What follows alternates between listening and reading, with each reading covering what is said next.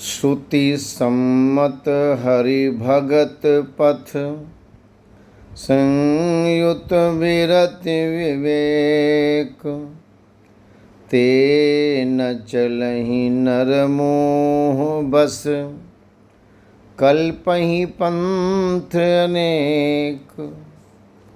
आजकल हमारे समाज में असंख्य कपटपूर्ण कुत्सित मतांतर चल पड़े।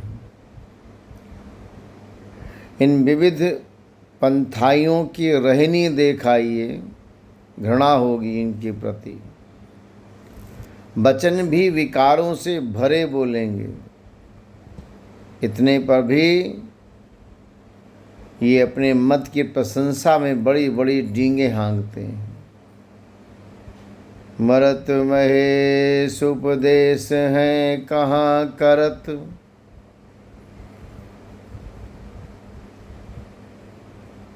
सब प्राणियों को मुक्त करना आपका अभीष्ट है।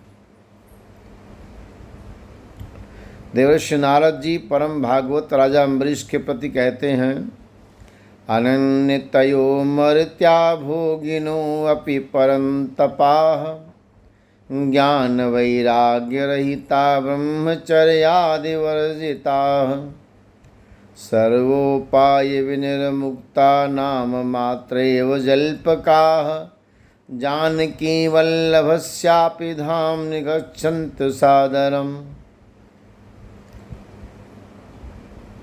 मुक्ति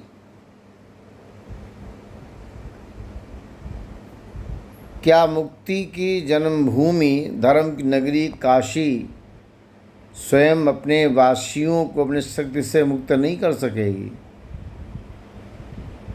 गंगा जी तो मुक्त कर देंगी।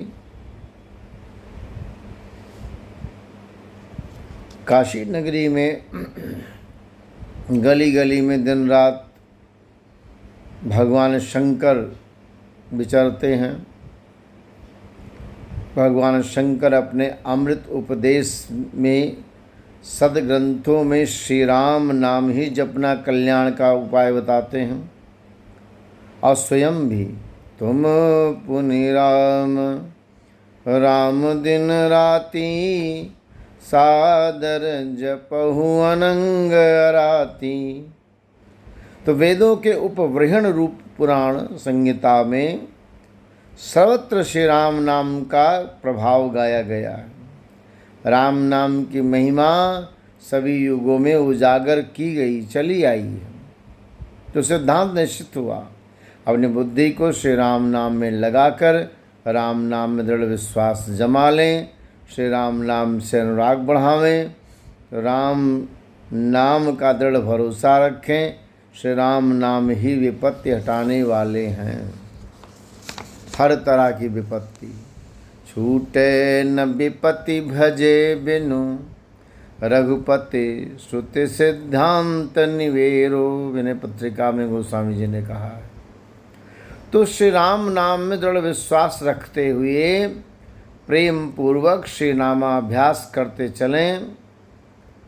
हमारे पूर्वकृत पाप संस्कार प्रभु कृपा प्राप्ति में विलंब लगा सकते हैं, परंतु हमें घबराकर नामावलंब छोड़ना नहीं चाहिए। एक न एक दिन श्री नामी श्री रघुनंदन अपनी दया परवश होकर हम पर भी अवश्य ढल जाएंगे। बस हम क्षण मात्र में निहाल हो जाएंगे। परमार्थ का पथ नवीन जिज्ञासु बड़े चक्कर में पड़ जाता है। यदि कोई उपदेशक कहता है बिना वैराग्य ज्ञानी को ब्रह्म की प्राप्ति नहीं होगी, कोई निष्काम या अनासक्त होकर त्रिविध कर्म करने का उपदेश देते हैं, कोई बताते हैं साधन के लिए स्वस्थ शरीर अपेक्षित है, रोग निवारण पूर्वक पूर्ण स्वस्थ होने के लिए योग आसन योग क्रियाएं उपयुक्त हैं, कोई वेद वेदांत अध्ययन करने का परामर्श देते हैं। बहुत भांति के उपदेश लोग देते हैं, परंतु यह है कलिकाल और इस युग में अन्यान्य उपाय से हृदय में शांति कतई नहीं आने वाली। जब तक जीव से सीताराम नाम ना रटोगे भजन की कांति निखर आएगी, तब तक नहीं निखरेगी। काहू को सम्मत ज्ञान विराग अदाग अराग क्रियातिहु भांति। मानत जोग सुरोग निवारक को कहे पढ़िए श्रुति पाती।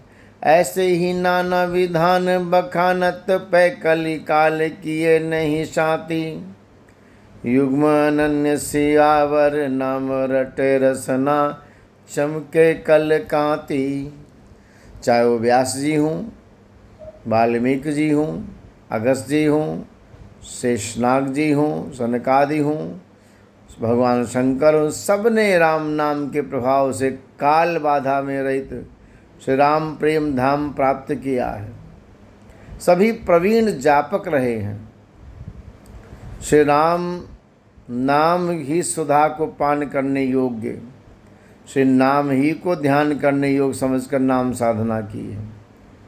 वो श्री नाम सदैव गुप्त रहे हैं, कलिकाल में कृपाल संतों ने अपने अनुभव से प्रकट किया है। तो वैश्वानर संहिता में बात कही गई है कि कलयुग के समान दूसरा कोई युग नहीं है। इस युग में राम नाम के स्मरण कीर्तन मास से परम पद मिल जाता है। नास्ति नास्ति महाभाग कलेर युग समम युगम स्मरणात् कीर्तनादित्र लभते परम पदम।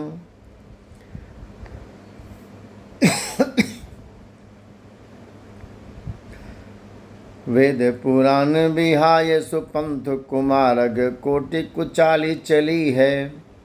कालु कराल नृपाल कृपाल न राज समाज बड़ो ही छली है। वर्ण विभागन आश्रम धर्म दुनि दुख दोष दरिद्र दली है। स्वार्थ को परमार्थ को कलि राम को नाम प्रताप बली है। कबीरदास ने भी कहा है कि कबीरा कहता जात है सुनता है सब कोय। राम कहे भल होइगा नहीं तर भला न होए। गोस्वामी जी ने लिखा चहुँ जुग यानी चारों युग में, चहुँ श्रुति चारों वेदों में नाम प्रभाव। चहुँ जुग चहुँ श्रुति नाम प्रभाव। कलि विशेष नहीं आन उपाऊ। यह कलिकाल मलायतन देख विहंग विचार। श्री रघुनायक नाम तज नाहि आन आधार। इसलिए सब चीज़ों का व्यसन छोड़ करके नाम जपिए, तभी कल्याण होगा। जय श्री राम।